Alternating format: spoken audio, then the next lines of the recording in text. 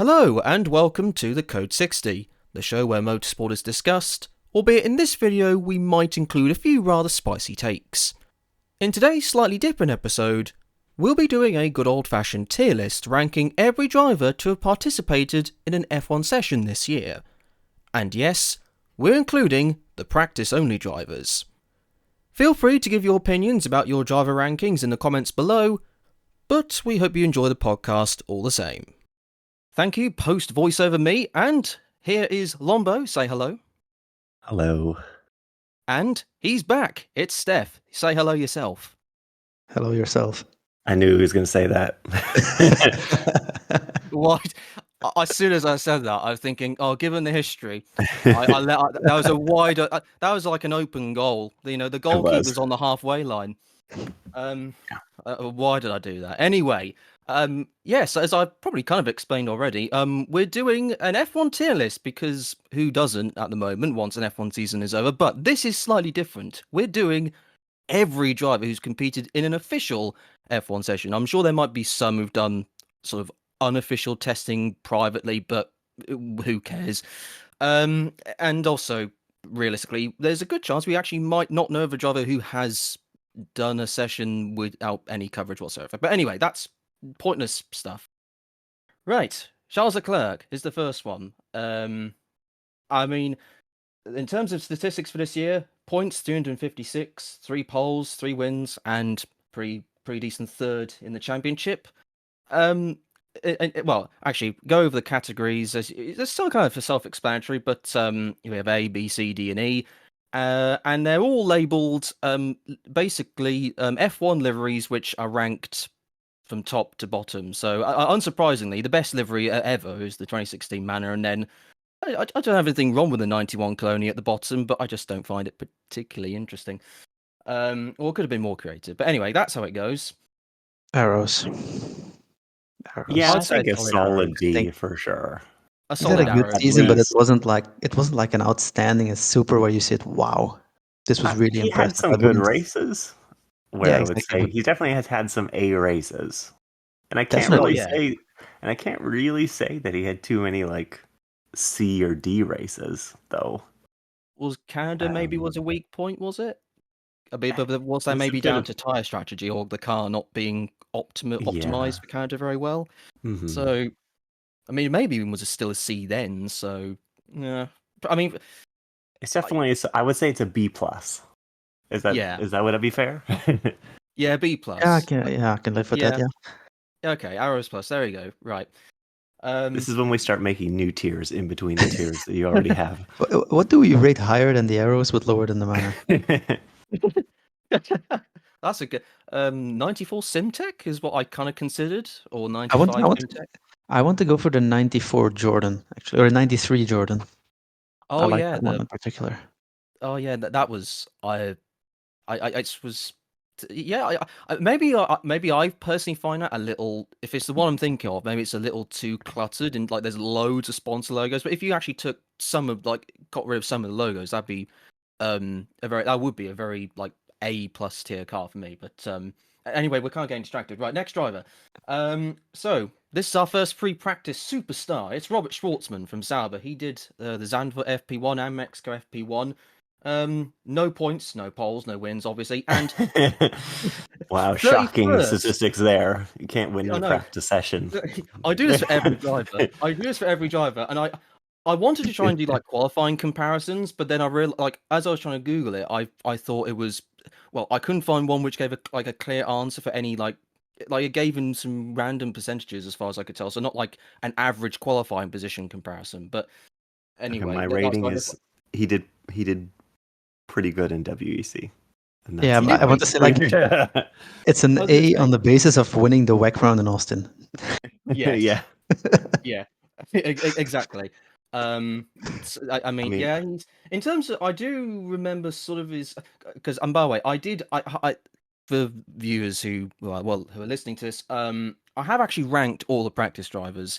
In terms of like they have their own specific championship order. So out of the 24 drivers who competed in a race, we then have all the 3 practice drivers below. They're ordered on how they're basically based on their finishing position in their respective practice session. So Shwartzman was 31st with 16th and 19th respectively.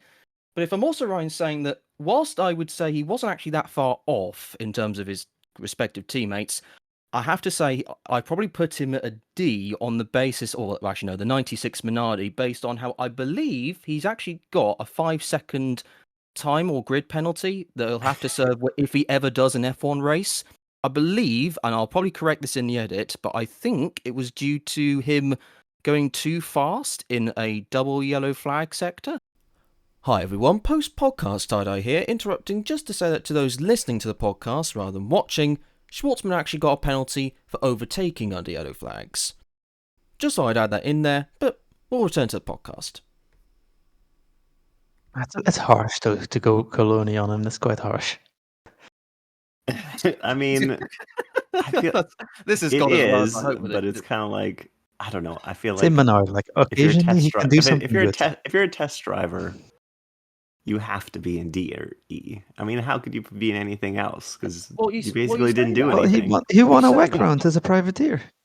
I know, but that's not included in that. I mean, if we're including that, then obviously, yeah, sure. I mean, I would say, yeah, D. Wait, we are ranking drivers based on 5 old F1 cars. That is true. Well, we're kind of making it up. I will say, I will say, I think there is genuinely one contender out of the practice drivers who is definitely not a D or an E, but we'll get to that person when we come to them. Actually, thinking about it, the 83A, of course, is yellow, so we'll go for D. That's true. I actually didn't change it. I probably should have changed colours, but this is the first tier list I've ever done, and actually I didn't even realise I could change the colours. So, knowing that, I'd probably made them closer in terms of the main colour on each of their respective liveries. It's already quite alright. You know, the arrows is orange, the Manor is red, the Minardi. I know it was probably silver, wasn't that one? Like or a black and a white one. The 96 Minardi has black with white accents and a couple of yellow bits. And I guess the yellow accents are probably similar to that thing. The Coloni is not even close. They had no green on it. And the 94 Pacific was. Anyway, let's move on. I was going to say, move on. Right, who have we got next? Go through my list. I do know. It's just want to get the statistics. The driver is Lance Stroll. Man. Right, points 24, pole 0, wins, and 13th in the championship. Mm-hmm. That's obviously better than I thought. E on the basis of Brazil. Oh, it's really hard to recover from that one. He's just had such an unremarkable season. And the only remarkable things that he has done were in the negative sense. That's true. He is such a pre-qualifying driver at the moment. Oh, yeah. Blimey. This is it's a rough time to be a Stroll fan, I'll tell you that much, if there are any. It's probably, I'm going to ignore Brazil, I would say it's been it's maybe his best year. Well, I was going to say best year with Alonso as teammate, but this is in his second year. So, during the middle part of the season when the Aston kind of dropped off its pace compared to the others, he was not too far behind Alonso. But I think Alonso was certainly towards the end of the year. He's then started to rack a few points up in Qatar, and did he get any points? Alonso had a slump for sure. When the Aston just didn't look good. Yeah, for a while. So I think if I read correctly, I think the Aston suffers similar problems to the Red Bull at the moment, in which it's quite it maybe is fast in certain conditions, but it's to try and optimize it to make that speed a reality is maybe not so good. So what do we say? I'm E. E. There are other drivers I have to put in E, and while I don't want to, and I feel like they had a better season with an even worse category. We need even worse. If there's an F, Andrea Moda. I think. Andrea Moda. How am I going to Andrea Moda. Anyway, I don't. How do I add a new row? Add row below. And then black. All right, yeah, it works as well. Oh no, Coloni's now. Actually, no. That's probably close to one of the colors on the Coloni. So anyway, right. Android Motor was 92, right? Yeah, 1992. Although actually, I did quite like the way it looked, the Andrea Motor. Well, that's what this list is based on. So it doesn't like. I mean, as much as I love the man, I'm gonna have to be honest. It is maybe not green or whatever. Oh, the colors are totally screwed up now for some reason. What was like a really disgusting looking car?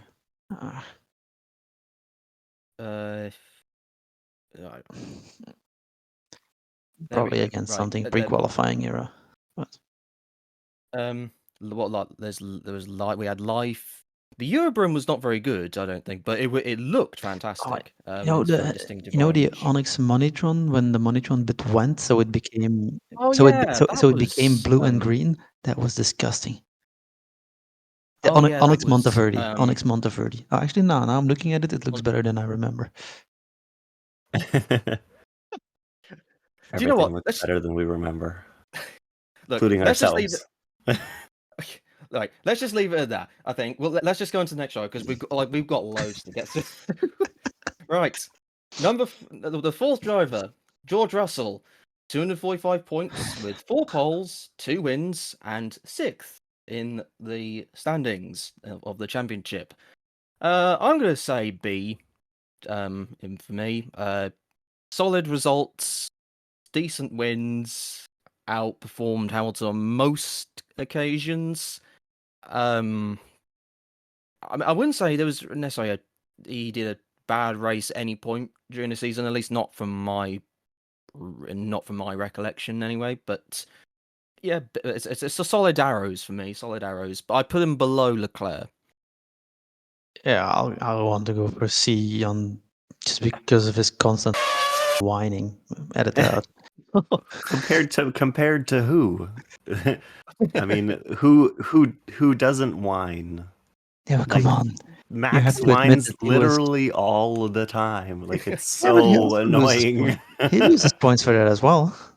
But I guess it's in George, man. It's surely in a driver's DNA to at least, like, come up with, either why that was a voice break, whining or racing drivers' excuses. That's part. It just comes with a job, So, yeah. Okay, for me, he hasn't had a B or B minus or something like that. He's had some good performances, or like he has some good like fluke performances as well. Yeah, Austria was a bit where it's just George just gets the most. I remember seeing it as a meme, like the most unlikely result happens. He's just whatever's the most unlikely thing to happen is what's going to happen in the race. Wins Spa, as the fuel thing, or the time that he won in Austria, the most unlikely result. He just gets it every time. Yeah, but by getting lucky, that doesn't define him having. No, but he was in a good position in order to get lucky. Get those lucky. Yeah, but I don't know. We'll settle on definitely a B minus. Yeah, below Leclerc, and okay, fair enough. We are still lacking categories. I didn't want to create so many categories that we kind of lost track of where we went to. But also, you need to change either the motor or the minority to green, because I can't have 2 yellow categories. It just looks wrong. How do I do right? Anyway, continue. Don't worry about it. I think if you just do that, then if you click that thing, then I think okay. You can probably hold on. Right. What I'll do, whilst we discuss the next driver, I'll change the color. But in the meantime, our next driver is Sergio Pérez. 52 points. No poles, no wins, and 8th in the championship. Right. Well, I'm gonna say E. I don't know what else to say. I think that is. I want to defend him, but I can't. There is no defense. There's Baku there's so much potential. Of a defense, but there's so much potential in the car that we clearly saw, and obviously, it's obviously Max is extraordinary, but I feel like he could have done better than what we saw, or there's a lot of other drivers that could have made more of that opportunity. Perez is a lot better than his this year has shown, but for whatever reason, it's just not clicked. I don't think he's in the right place at the moment. I think he's just been getting so much mental strain at this point. It's just really getting to him, and that's obviously been influencing his performance greatly. So yeah, but it's a shame. I did read that. Okay, this is just a weird rumor that I read, which was the reason why a lot of the F1 staff in Red Bull are leaving is not just because of the organizational chaos, is because if they don't win the Constructors' Championship, they don't get like a big bonus. and Perez has kind of like ruined that for them. Yeah, it's I've seen some comparisons, and I never thought of this until I saw it, but actually maybe like Perez kind of being similar to Fisichella in how he was actually really incredible in sort of either mid-tier equipment and getting the most out of it, and then when it comes to a big team, he kind of just did okay at best, which is, I don't know, for whatever reason, it just seems like, well, I don't know, I just think that comparison... Okay, well, it transitioned from okay at best to not okay at best in case of Perez's performances. Well, yeah, it's... I mean, in the first 3 years, Perez did had his noteworthy moments and so on. I mean, it was very peaky and troughy in terms of what you got in those seasons. But this year it was, other than when the Red Bull. It's pretty clear we have at a sliding scale. I mean, he didn't do well in last year either. In 23, it wasn't a good year either. But it was clearly, a sliding scale of performance getting worse and worse. Yeah, Yeah, I think he is probably the fairest. Like Baku was like the lone exception, and I guess at the start of the year he was not too bad in respect. I can't believe. Yeah, I can't believe so far we've had Stroll and Perez, and neither of them have gone into F. Why did we create the F? Anyway. Will we fill out the F section? Will we fill out the motor section? Right. Yeah, maybe we've just created this to feel better, but not having someone in the lowest. Yeah. Right. Okay. Well, in that case, we'll move on to our sixth driver, Nico Hülkenberg. For him, it was 41 points, no poles, no wins, and 11th in the standings after having 10th for quite a lot of the year. I would say. I would say B at least. I think he made the most of what he had, really. Yeah, I would say a B. I'd say that's fair. Yeah. I would put him ahead of Russell personally, and he had some extraordinary qualifying performances with that car. Which, by the way, I still remember at the beginning of the season we all thought was going to be hot garbage. Yeah, exactly. Really garbage. Terrible. I mean, Komatsu even said himself, or said to a similar extent, we do not expect this year to go very well whatsoever. Yeah, and yet he managed to, they turned it around. I mean, obviously some of it has to do with, the engineering of the car for sure, and that it really wasn't that bad in relative to the other teams, but still, his qualifying performances were certainly really good. And usually, obviously in the race, it wasn't as strong, but he got it into a good position to start, and that's half the battle. Oh, yeah, absolutely. I mean, Qatar's perhaps the only slight blot for me. I don't think he had an amazing weekend there, but aside from that, I think he's been outstanding all year. So, yeah, I think where he's positioned is about right. I mean, I would maybe wouldn't put him as good as Leclerc, but yeah, I'd put it in between for sure. All right. Can I do that? Oh no, I can't. I don't know. Oh, there we go. Maybe is he a B plus? B plus plus? B plus. B plus. A minus. Russell's kind of like B plus minus or minus plus. Okay. And this wasn't planned when I did this, but ironically, the next driver is one of his replacements, Esteban Ocon. 23 points for Ocon with no poles and no wins, and 14th in the championship despite missing the last race. This is actually probably the hardest. C is I was gonna say fairish.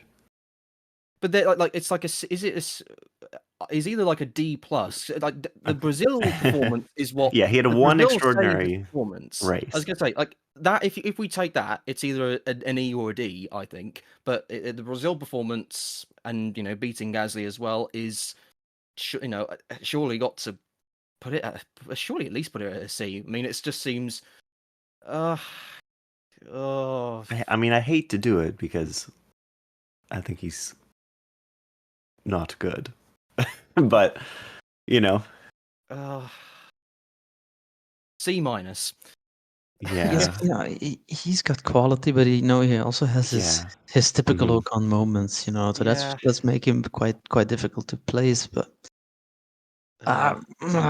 he's like a character that you would auto-generate in a game that has like positive and negative characteristics. Yeah, it's I mean it's very. This was probably the more the harder ones, I'd say. He's.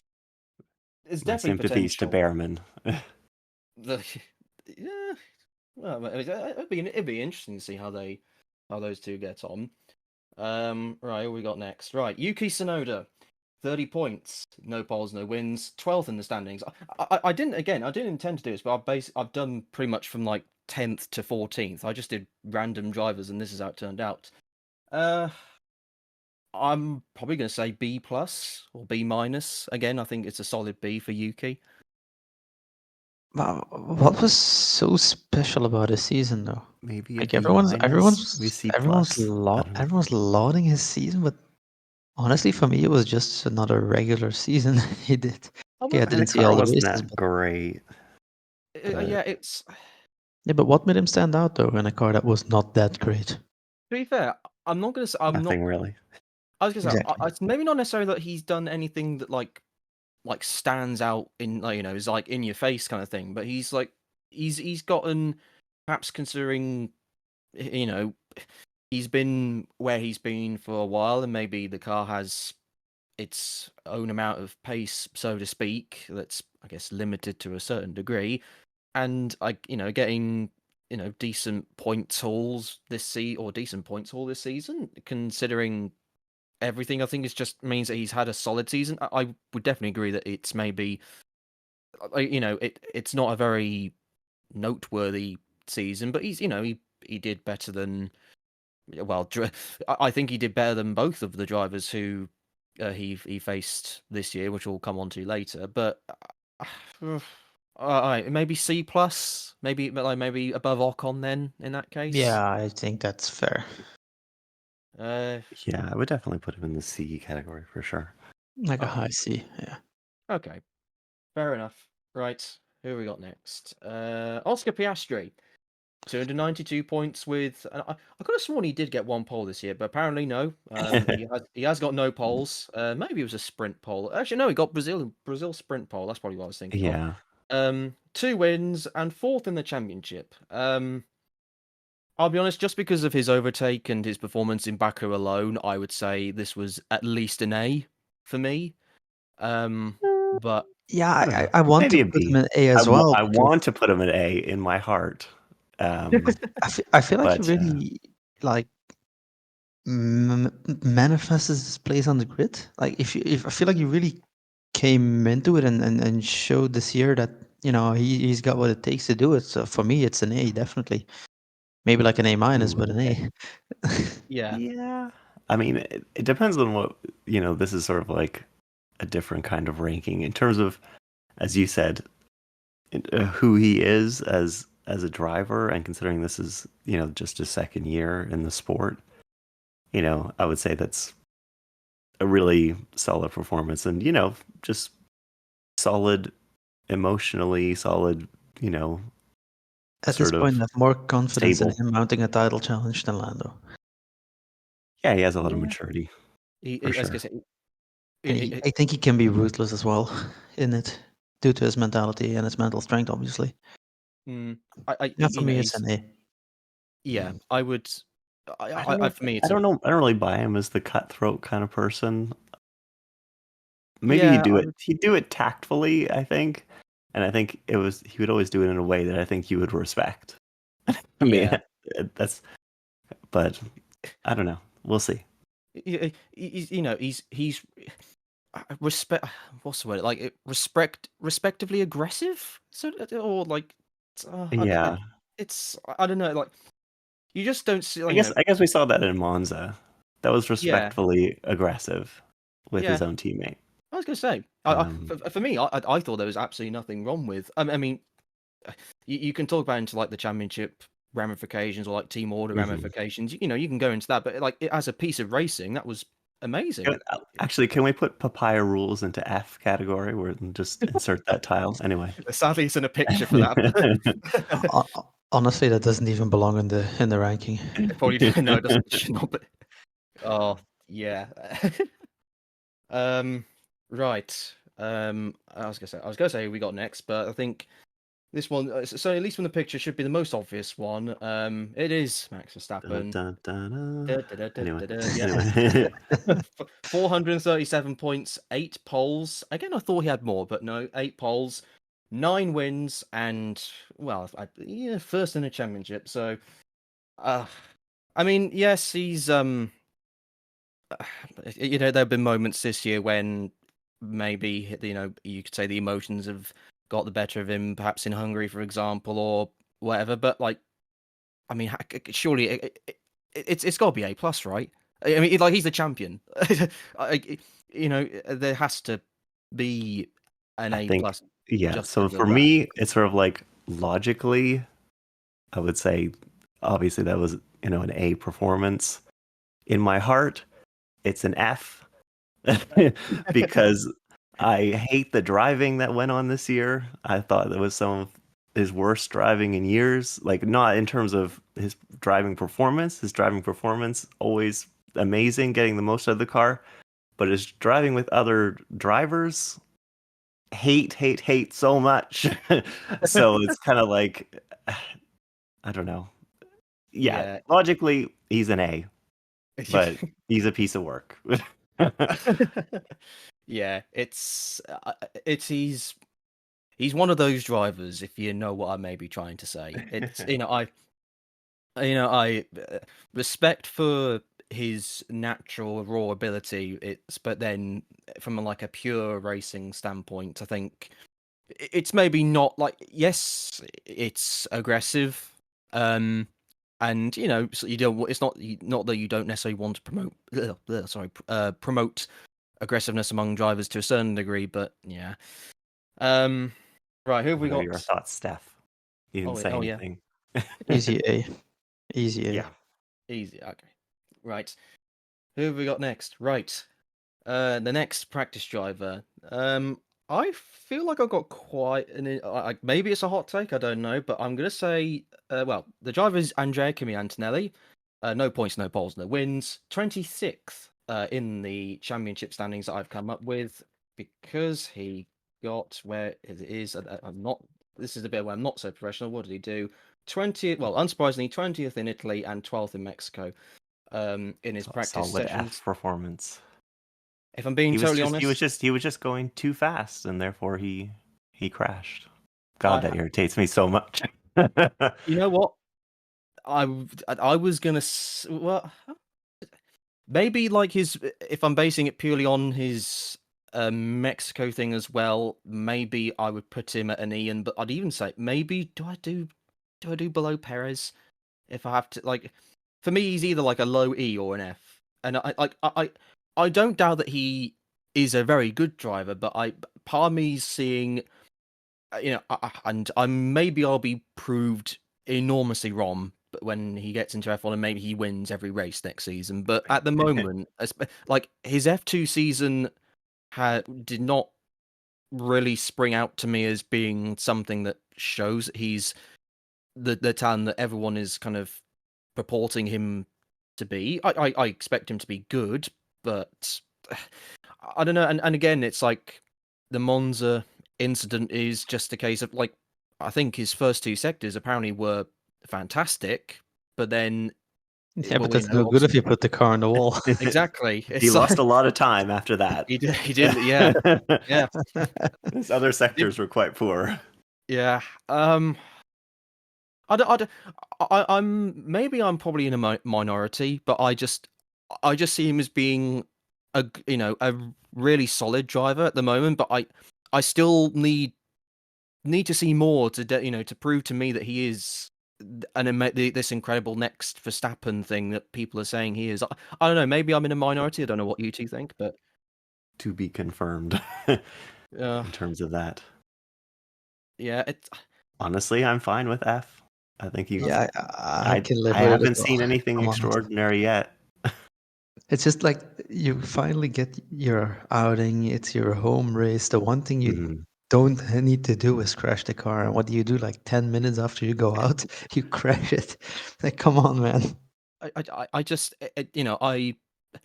like I say, I don't doubt there is something there, but I still have yet to see something. And yes, he won Frecker. What was it, 2023? Great. And I'm sure his karting and all that sort of results were very good. But we've seen some drivers have those sort of stats before, and they've not been either touted as high as this guy. So I don't know. It's maybe he'll win every race next season if the Mercedes is good. But like at this point, I just then he'll improve his ranking next year. Yeah, when we do this again. I was just say he can only go up from here. Well, I mean, yes, unless we do like a G, for example, and then I did G later, yeah. Yeah, like a G, and like he gets replaced after 3 races. I don't think that will happen. But yeah, I hope he does. I hope it's nice to get some new face on the grid and so on, and especially in a new much new blood, like so much next year. It's like the most turmoil we've had in years of just turnover. Absolutely true. In terms of the next driver, I wonder if we might have company in the F section, and it's Logan Sargeant. Ooh. No points, no poles, no wins, and 23rd in the championship. If I put him in F, I'll feel bad about it, though. That's the thing, because he seems like such a nice guy. He does seem like a nice guy, and I'm probably, again, this might be controversial, but I'm probably one of the few people who thinks that somewhere in there is a really good driver, and one that is probably F1 worthy even still. But in his stint as an F1 driver, and again this year, it just never materialized for whatever reason. So I don't know. Maybe again, I feel like I'm in quite a minority who think that Logan Sargeant has the ability to be incredible, but again, he's just not. I mean, Oscar rates him pretty highly, I think. Yeah. So it seems like, I don't know. Might just be a bit, the typical F1 pressure cooker thing. Yeah, I think so. Quite a lot. We'll see next year, in the P2 how he does it. Yeah. I hope he sort of like if he had any sort of like pressure issues, so to speak. Hopefully he'll kind of settle down in his less sort of viewing pressure, so to speak, role in sports cars, and if he does well in that, I'm sure he'll carve a good career in that, and maybe head off to IndyCar as well for a bit as well. So the season was F rated, unfortunately, but it's not necessary to say we feel bad about it. So I was gonna say we feel I think there's a great driver in there. It just wasn't. It has just never shown consistently in F1. Right. Next one is Oliver Bearman. 7 points despite doing 3 races this year. Or 4 races if you count the sprint, but hey. No poles, no wins. 18th in the championship. This is quite hard. Maybe a C. I don't know. A C because if you look at the Saudi race and the Ferrari, it was a really late draft.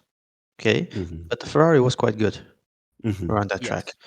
And then if you look at his performance in Brazil and the Haas, there he did show that he still needs a little bit of time to adjust, especially in the rain, which makes sense. Yeah. So I feel like a C is a good place. He's shown that there is something there, but it needs a bit of work. It needs a bit of time. For me, it's like such a very C performance. Yeah, below or ahead of Ocon. I feel like you can't really rate someone who did only a few races They had someone who did the whole season, so I don't know.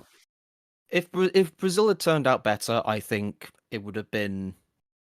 I'd have maybe put him a bit better than he was, but it was. I think it was a difficult situation. I mean, even Hülkenberg had not a good day. So but that's nothing new for him in Brazil when it's wet. That's true. I mean, there's like reason to sort of say, well, this is like his first. Well, it is his first wet F1 race, and he hasn't certainly maybe in recent years done all that many wet races in his recent junior category. So it's probably understandable. And at the very least, if it rain, well, hopefully it'll rain at a race next year, then he'll have a better idea of what to do. But there you go. Next, Pierre Gasly. 42 points, no poles, no wins, 10th in the championship on the last day. I mean, the start of the year was probably not well. The start of the year wasn't great because the Alpine wasn't showing a lot of pace, but actually, in terms of the end of the year when it started, well, I don't know whether it was just because the Alpine was better. I mean, it probably was better to an extent, but was it, top of the midfield better, which Gasly was doing?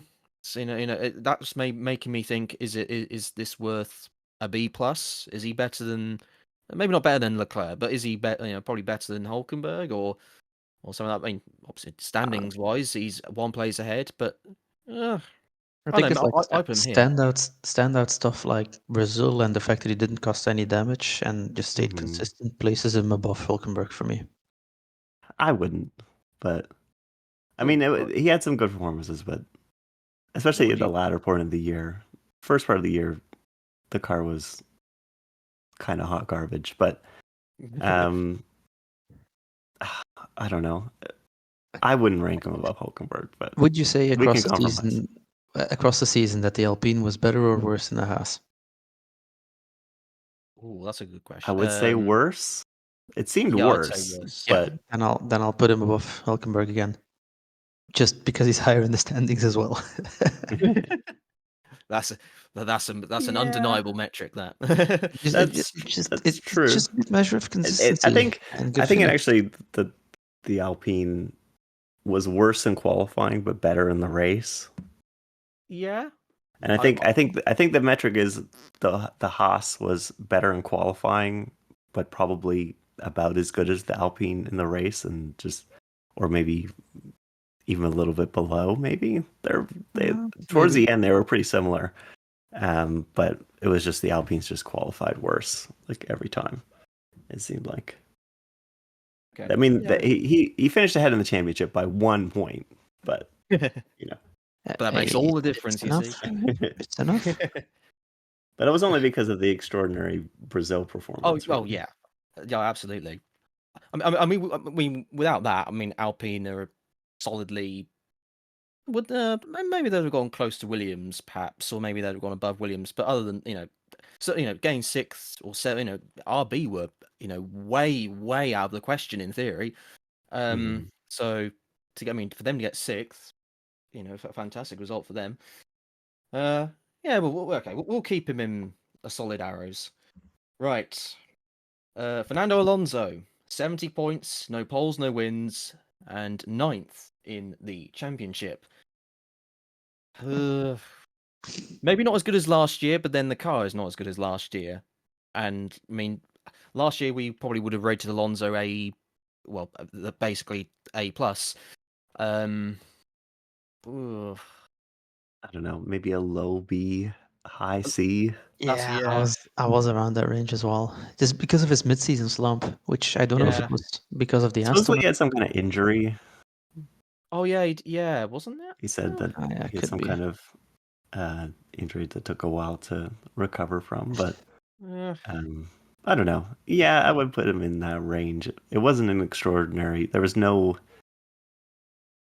Alonso magic. I didn't really feel the Alonso magic this year. But if it wasn't extraordinary, then how can we put him above extraordinary or like above average? I know. Okay, right, there we go. Yeah, it's the high C. Yeah, that's the high C is probably fair. Yeah, high C is probably fair. Zhou Guanyu is the next one. Saved Sauber from a pointless season, 4 points. 0 poles, 0 wins, and 20th in the championship for the Chinese driver.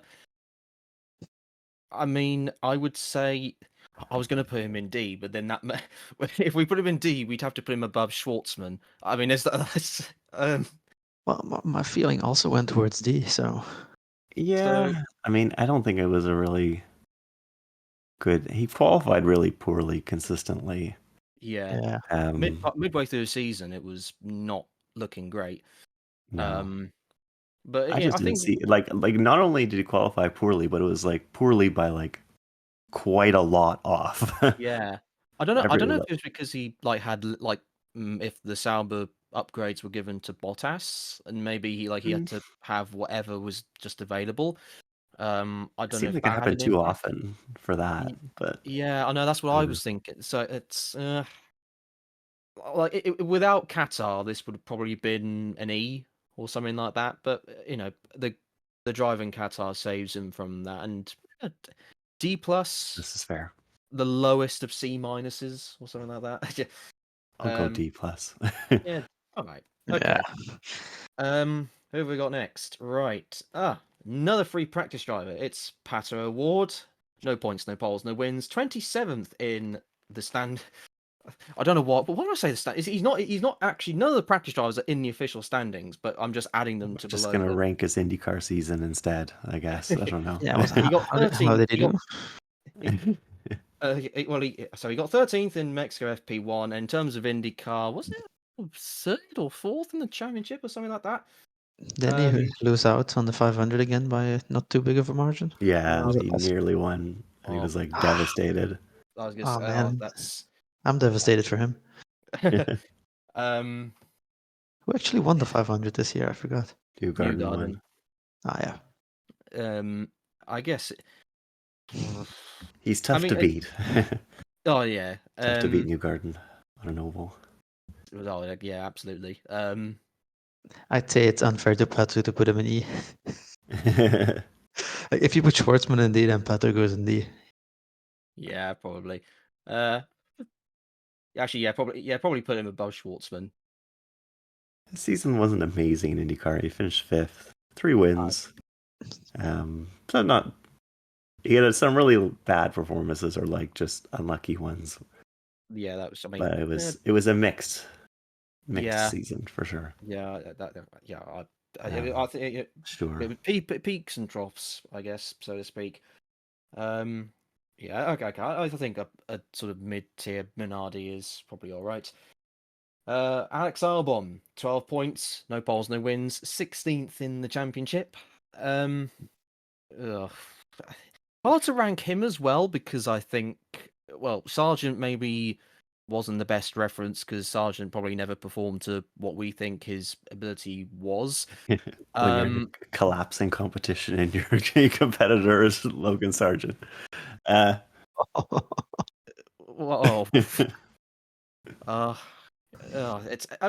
It's hard to. He's also someone who feels like Williams wasn't as consistently good, but no. He's also for me someone who feels like one of those like a high C around Alonso kind of performances this year. Yeah. I honestly wouldn't even say that. Good, but I felt during the last part of the season he kind of fell off quite a bit. I don't know. Halfway in C, like a mid C, maybe. Yeah, it would be like a low C for me. Yeah, I mean, we could put him in there where he just was. Was it between who is it? Bearman? Bearman and Ocon. Bearman and Ocon. Oh, does he worse than Ocon though? I don't know. Maybe the Brazil performance is what saves Ocon, and Albon didn't have that. Like Albon didn't really have that, so to speak. No. But then the Williams perhaps was. I mean, the Williams perhaps wasn't as consistently good of a car as last year's compared to the rest of the field. So I don't know. I think it's like I was tempted to like say a high D, but then he was. I would comfortably say he was a fair bit better than Zhou. So that's maybe what's making me think a low C is probably better. So this is definitely ranking from earlier in the season as opposed to late. Yeah, it's helping him. Say, it's I think that seems fair. about right. Right, another RB driver, Liam Lawson, 4 points, no poles, no wins, 21st in the championship. D. Yeah, low D. I'd say it's a solid Minardi, I would say. Better than. So it feels so weird. Just was he better than Pato O'Ward this season? Was he better? He was sure he was better than Zhou though. Zhou. But then, like, unhappy noises. It's more puzzle noises than me. It's like I'm just very conflicted on this one because he came in with all this massive prominence and arrogance, and for me, he didn't live up to it. Same. It was like okay. It was just solidly okay. He's like getting into beefs with Alonso. He's writing. Yeah. His attitude is. No! Don't think about putting him in C. No. Don't do it. Okay, right. Well, he was better than Zhou, I think. Zhou had one decent performance this year, and the rest was just not. I mean, the car was worse, yes, but it was. Yeah, for someone who seemed like, maybe that he would have gotten a seat anyway this year. Like, people were like, "Oh, where's Liam Lawson? When is Liam Lawson going to get an F1 seat?" Yeah. So I felt like it was sort of coming, and then when it came, I was thoroughly whelmed at best. Yeah, that's a good word.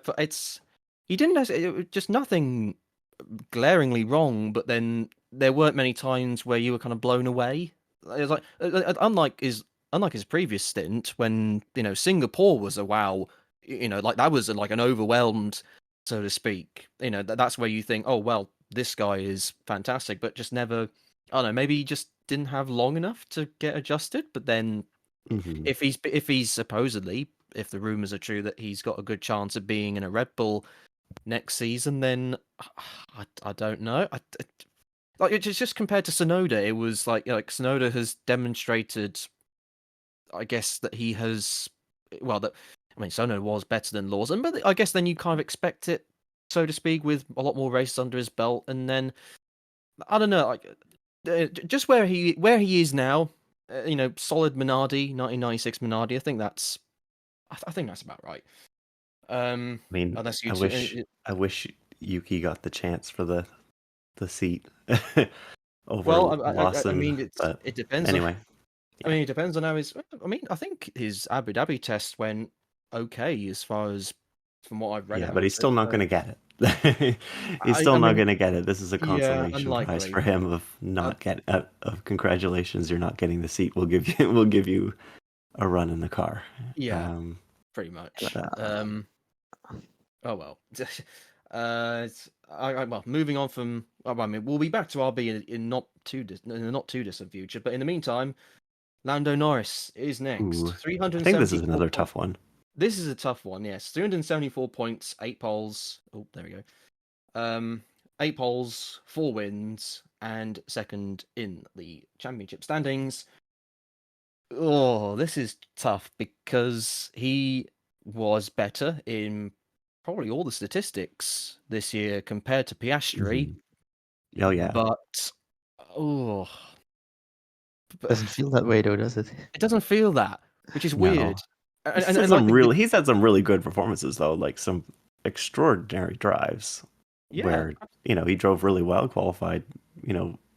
He blows the start a lot, but I think that's also maybe partially the McLaren just not very good at starts. But he's always fought back, and his wins were dominant. The ones, well, not all of them, but some of them were. The McLaren was good. Yeah, I'm sorry if you're talking all this big stuff like title challenge and all, and then you flounder like he did, then sorry, that's not an A performance. If you back up your title challenge talks and everything, okay, but that's not what he did. Regardless of how quick he was in polls and everything. I don't really buy the. I mean, the McLaren was in a big hole from the beginning of the year. And I think we were all hoping that there would be more of a championship. I mean, obviously, their performances made it seem like it was possible, and McLaren fumbled a lot, etc. And there was a whole bunch of other issues. But that's the sort of thing that happens, especially when you're coming from behind. You're in a hole, and you're not used to being this championship contending team as well. And so it's, I don't know, I give him at the bare minimum, B++. I'm leaning towards A-. I think his good performances, I think they warrant that. I don't think so. I don't know. Okay. Well, I'm very. It's up to you. I'm so torn. I mean, yeah. I mean, I guess I am at the controls, but then that's... You are the controls. You are. It feels wrong for me to like, or for he finished second in the championship still. I know it's to rank him worse than his teammate who finished fourth, or it feels wrong to me. Yeah, but it's just that I know it's like 5 years of experience by now compared to his teammate who was only in his second season. No, for sure. Hold on, right? I'm gonna get right. I'm undecided. I see. We need the AB category in between. Hold on, actually, I've had a thought. Right, okay. We need the Lando Norris tier. Hold on. Oh no, I put Wait, how did I do that? I've somehow. You just swapped it. Sorry. Oh right. Okay. How did he was? Yeah. There we go. Okay. Right. What was? Okay. So I go right. Okay. There you go. It's okay. You don't have to make another one. We'll decide. We'll decide. No, don't worry. It's good. I've had a thought. Okay. Lando Norris row. Okay. And there we are. Too many yellows. Oh wait, why is that? Why is that one above? You renamed the A. Renamed A. How has this happened? How has this happened? Oh, for goodness sake! Just no. Oh, Lando Norris row. Why is it? I didn't intend it for it to be like. Right, hold on. No, that's the Lando Norris row. Well, it's fine. I'll just swap them back. I was gonna say I can. Also, A and F are like the same color now, but it's fine. Yeah, I don't. And B and the Lando Norris row and Pacific are the same color as well. I was trying to make it similar to the car, but I know. This is just. There we go. Yeah, he's got his own separate. It's like whatever. It can be whatever it's decided. It's I don't know. That's about as good as his rating is. Whatever you want it to be. Yeah, exactly. I guess it has its own distinction in itself. I think with that we'll. Can you just make the manner red again? Yeah, please. I can't stand this. Just press the settings button and make the top row red again. Top. Oh yeah, sorry. Please. There we go. All right, there we go. Right. Eventually we'll get. I'll perfect how to do a tier list. Right. No, we won't. What have we got next? Felipe Drugovich. No points, no poles, no wins, but he is the highest ranked driver of the free practice lot. He had 25th, and he had he got 18th in Mexico free practice, but 9th in Abu Dhabi. And I know there might be. Well, in practice, you don't know what runs they're on, but in that practice session, he was above Alonso. So, purely on that, and this might be weird to say, but I'm very tempted to say that he is either a high D or a low C. So, unfortunately, I think when it comes to him, the first reaction is just sort of, who? Yeah. Because unfortunately, he's just kind of no. I mean, I rank him, but it's more just he just seems completely forgotten. Like he barely does any driving. The man did Le Mans. He did Le Mans. Obviously, I remember. Cadillac. I love that. I love that. But Yeah, it's he hasn't just done like much this year. he doesn't do a lot, so it's kind of hard to rank Mm, him. exactly. Yeah, it's. I mean, Abu Dhabi FP1 for me demonstrated that there's definitely a fantastic driver in there. But we just need there to be an opportunity for, if it's not F1, just somewhere in the top I mean, echelons of racing to give him a full season somehow or whatever. that But Aston Martin has their program now. They can.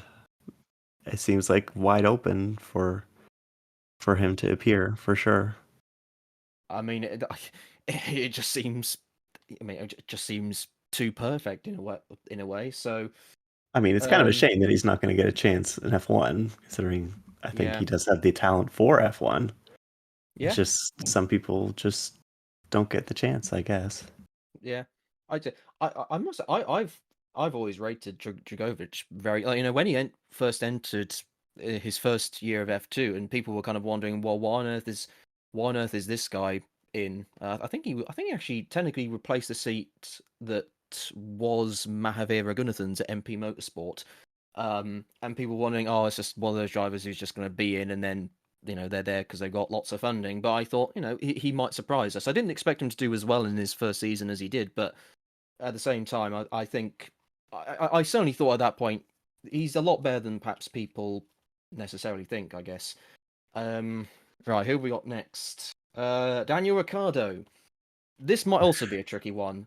12 points, no poles, no wins, 17th in the championship standings with the amount of races that he did. What was it? I think it was like 18, 17 races, something like that. Like a D or an E, probably. I don't know. Yeah, like a low D. It wasn't good. Is he above or below Lawson? There we go. See, that is tricky. I'd say below still. Yeah, I'd say probably below, considering his experience. It seemed like there was something wrong with it. I think he did perform a little bit better when they fixed the chassis or whatever, but yeah, it was a little bit too late, and yeah, there wasn't really anything to recommend.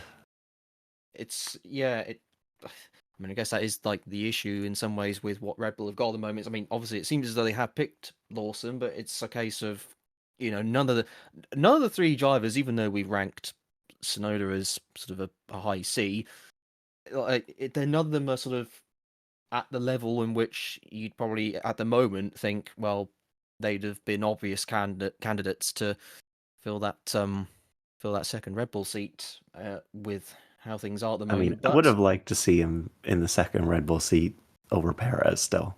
I was thinking I would have been at least interested.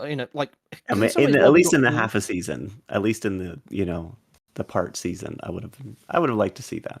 But yeah, I was gonna say, like, I'd been interested to see how he would have. To be fair, maybe what they should have done this year was, especially like towards I guess maybe after Baku or whatever. Like, maybe what you do is you kind of just give all you give Ricciardo, Tsunoda, and Lawson. You give all those three drivers, like, they can have 3 or 4 races each, and then in those races they can kind of like basically you can see how you get on, so to speak, and then I guess Hadjar would fill the spots of when there was an open space. But interesting thought. Yeah, I'm just putting it out there. I guess it's one of my harebrained ideas. What have we got next? Kevin Magnussen, in the Haas, 16 points, no poles, no wins, 15th in the championship. And bearing in mind he also missed a couple of races as well. A C for chaos. Just a C for chaos. Above or below? Above or below Bearman? Probably above. Yeah. He had some good races. He showed some good speed sometimes. Who is it next to Bearman on the left? So this is right. So it's on the left. It was Albon, and then we have Ocon, then Tsunoda, and then Alonso, and then Drugovich is to the right. I'd say for his team performances, go above Ocon, anyways. Right. Yeah, he's more of a team player. I would better than like if there was solely me, I'd put him here, but I don't know. Well, I don't know if you both have different opinions on that, but is that right? Yeah, I'll put him here. Whatever. I guess you're in charge, so. I mean, realistically, I mean, you both said above Ocon. I mean, I've put him above Tsunoda, so I don't know. If the people in the comments don't like it, then they can respectfully point their views. Who have we got next? Oh, we got loads of RB drivers at the moment, but I think this is the last one we have to go through. Ayumu Iwasa, no points, no poles, no wins, 30th in the championship standings, and I guess I don't know who they are. Stick him at the end of D and be done with it. Okay, well, by the sounds of it, seeing as though I'm the only one who actually saw, I was probably one of the very few people in the UK to actually stay up and watch his Japanese FP1 run. It was just like both FP1s were just okay. Nothing really noteworthy. Let's put him there. It was probably better that it was. Well, he didn't crash, and he was, I guess, about 6 or 7 tenths off his respective teammates. So, I mean, at Suzuka, that's probably a decent shot. He currently races in Super Formula at the moment. So, and I guess as a Honda back driver, then that was probably how he got those FP1s. But no, he's definitely a good driver and did okay in the performances in FP1 that he did do. Right, what have we got next? Oh, I can look at the picture. I mean, the livery's distinctive enough. It's Valtteri Bottas. His stats for the year, very sadly, is no points, no poles, no wins, and 22nd in the championship.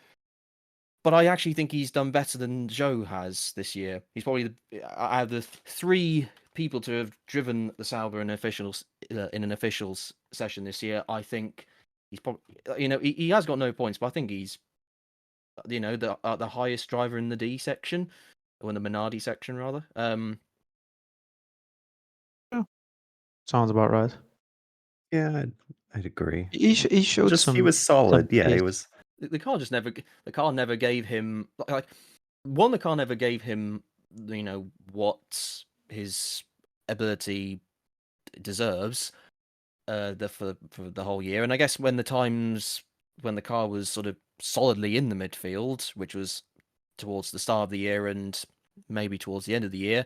I think Valtteri maybe didn't have the best of races at the end of the year, but then at the start of the year, when he did potentially have chances at points, the pit stops weren't very good. So that probably cost him chances of at least having a not pointless season. Maybe he'd have been below Zhou's 8th in Qatar, but like he performed over the course of the year. He didn't have Zhou's standout result, but was just a more consistent driver, I think. So, the car was garbage. So yeah. What more can you say? Jack Doohan, no points, no poles, no wins. 24th in the overall standings with the one race that he did. I mean, this is very hard to rate because the one race he did do was nothing noteworthy at all. It seemed as though, like in the FP1 session, which had loads of free practice drivers, despite the fact that Doohan was going to be racing, it seemed as though he had, one of the least sort of coverage of the new drivers, and just in general, considering he was a brand new driver coming into the weekend, it just didn't seem to have a lot of noteworthiness, so to speak. I mean, I guess he did his job and sort of just kept on the road, learned what he did, so he's a bit more prepared for next year. So, I mean, and actually in the free practice sessions he did this year, I think in Canada he did about 3 or 4 laps because he had an issue of some kind, so learnt and did pretty much nothing. And what was it? I think it was Britain was the other session, and I can't remember what happened in that. here. Is that fair? Feels about right-ish. Yeah, I can. He's just not shown anything special yet. Like he only knows everything he has done is just not crashing it. Yeah, so that's worth something, I guess. Oh yeah, one category. Right. Carlos Sainz Jr. 290 points, 1 pole, 2 wins, and 5th in the championship. Well, at least it's a B. At least a B. I think. But where in B?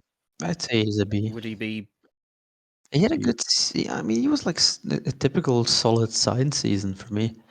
Yeah. I think the part of me that wants me to say that it's better is that he had to deal with the fact that he's not going to be there next year, and he drove through that, and he drove really well. So, and it didn't really crack at any point, which I thought maybe it would. There were some moments, but I thought overall he did. Yeah, I did. Well. Yeah, pretty much. That's pretty much what I think. It's no above Russell, mate. Come on, above Russell, easy. Yeah, I'd say put him next to Leclerc. Yeah, I think it's only fair on him. Okay. Yeah. I'm just trying to. I mean, Brazil wasn't maybe fantastic, but other than that, I think it's. I mean, I guess it's similar to maybe how.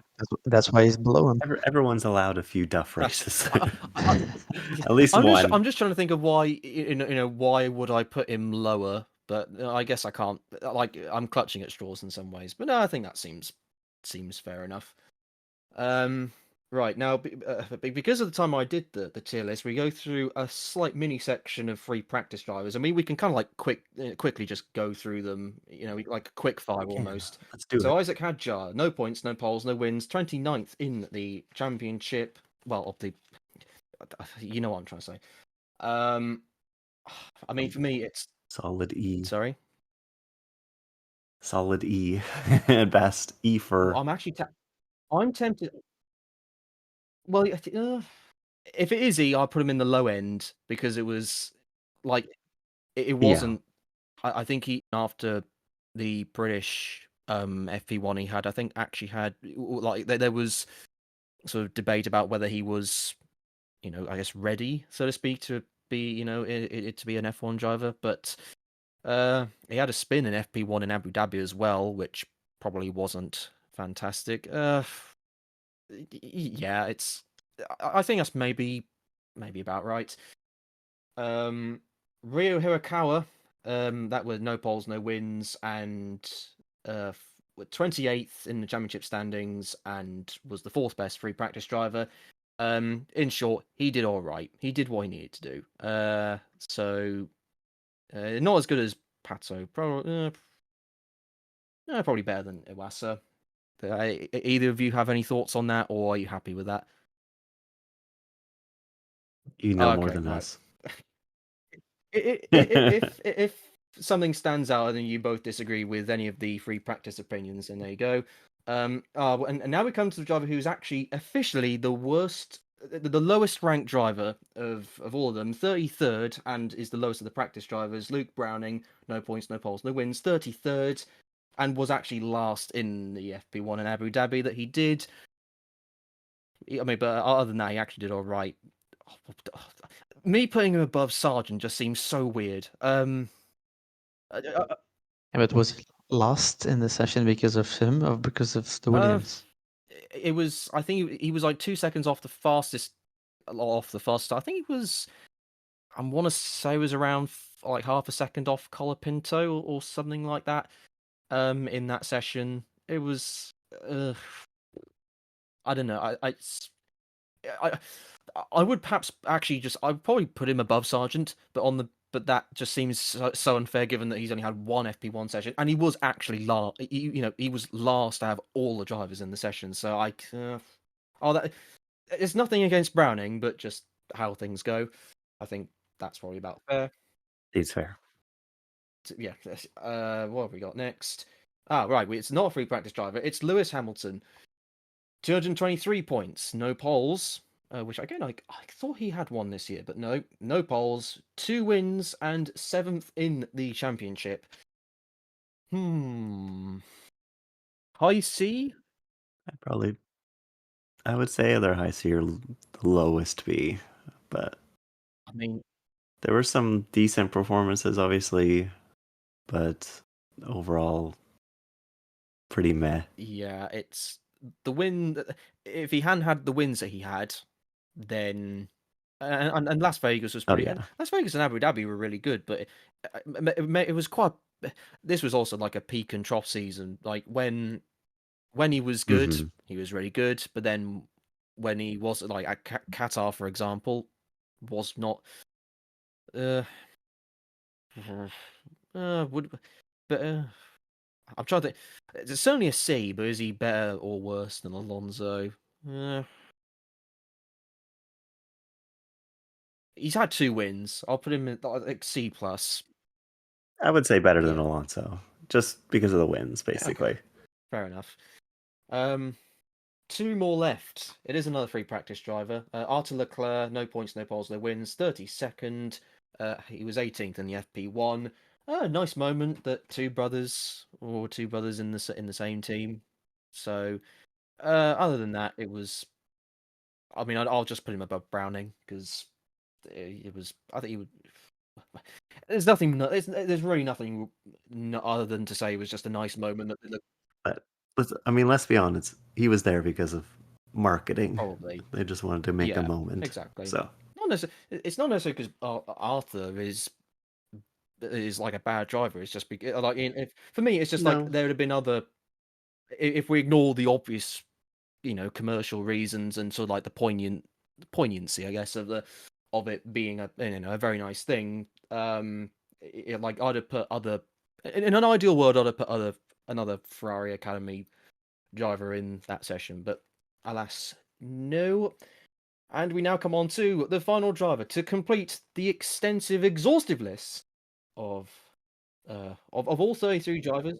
Drum roll, please. It's going to be someone I've never heard of. No, it's Franco Colapinto. Okay. 5 points, no poles, no wins. I have heard of him. And 19th in the championship standings. This is a really this might be a difficult one. One. It might be the most difficult one. I'm actually. I'll state my opinion, and I'll. Okay.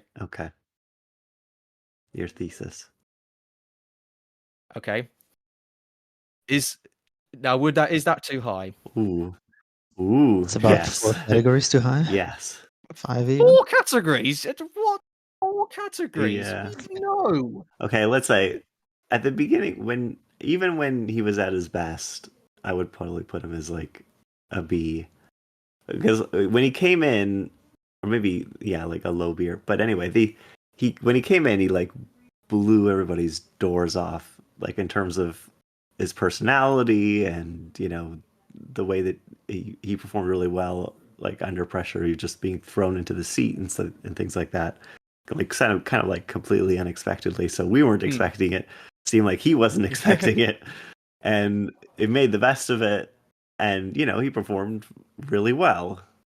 I think in terms of like really well, exceeding expectations. I think towards the end, maybe it wasn't so representative after Brazil.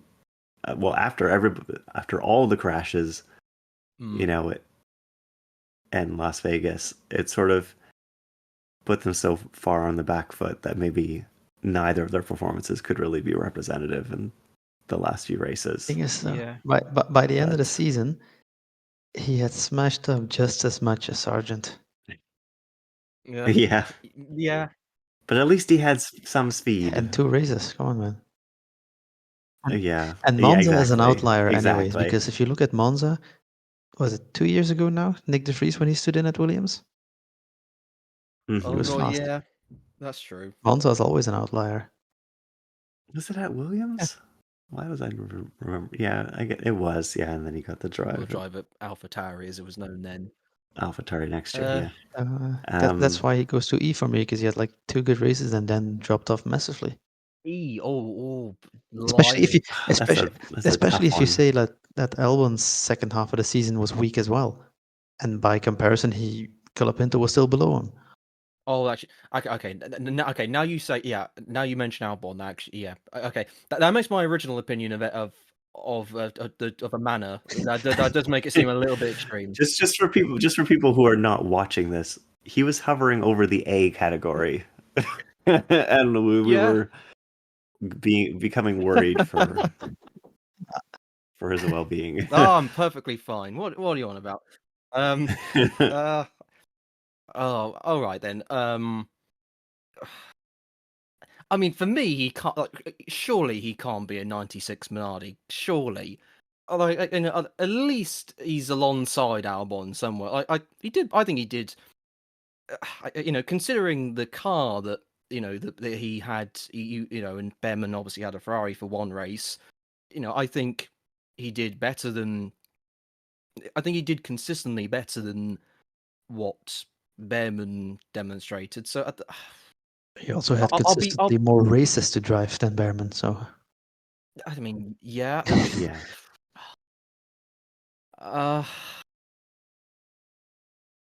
I think that's fair. I think that's for me. It's too high, but do what you want. It's a little bit. Maybe it's yeah. That's a tough one. I would put him either around there or. Okay, I'm not. I'm sorry. I'm not. Yeah. I will concede to a degree, but I'm not putting him in anything lower than 96 Minardi. Like he's a. I can see why you would.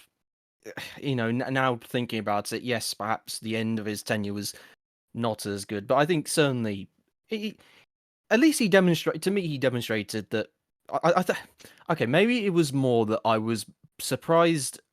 I was pleasantly surprised at how well he did do, because I thought some people were saying about how he was effectively a pay driver or something like that. But certainly when you've heard the stories about how he had to use prototype and sports cars, GT racing to help fund his single seater career, and then eventually get noticed in enough ways to be put onto, I guess, the F1 circus, if you will, with F3, and then from then on, I think it was, but basically he just proved that he was far more than I think what people had come to expect from him. So maybe I just sort of had an overbearing factor with that, but yeah, all right. I think that's fair. That's fair. Okay, actually, no. There we go. That's better. Right. I think. I don't know. I'm fairly satisfied with this list. I don't see. Have we got enough drivers in the 2016 manor category? But then you do need to be something. You'd probably have to have a fairly special season to be a 2016 manor. So I don't see anything. I don't see anything glaringly wrong at the moment. I'm sure people in the comments. Well, you will definitely be having your thoughts as you see this complete. Well, might be a completed list. I don't know if either of you two sort of have anything sort of against what we've come with. But that's all right, I think. Yeah, looking at it now, there isn't really anything I'm like, oh yeah, maybe shuffle this person or shuffle that person. But overall, I would say I'm pretty okay with what we created.